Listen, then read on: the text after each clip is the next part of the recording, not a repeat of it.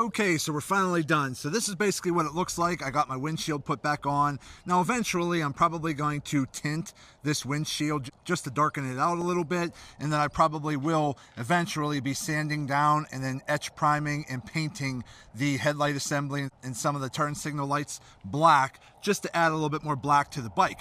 But so far the 18-inch ape hangers turned out great. This is what they look like on a side view.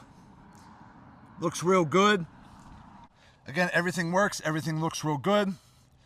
This is what they look like here. But yeah, looks real nice. Let's go ahead and start it up.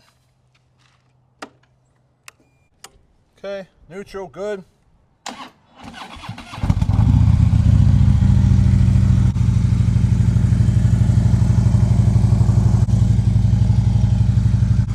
there you go, the headlights work, turn signals work, everything looks real good, and I'm really happy with how this turned out.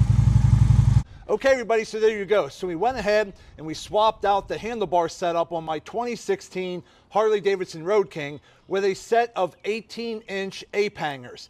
Now these ape hangers here are 1.25 inches in diameter that taper down to 1 inch at the center knurling area where you connect it to your riser clamps. But overall, everything fit great, everything worked great.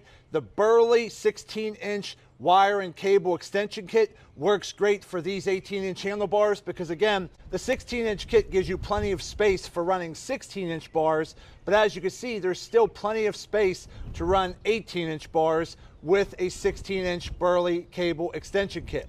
Now, if you went with an 18-inch Burley cable extension kit, you're just going to have a little bit more slack. And what I've found is when you have too much slack, it just makes it look a little sloppy and hard to kind of tuck wires and cables out of the way. But the 16-inch Burley cable kit works great with these 18-inch bars, and I'm really happy with everything.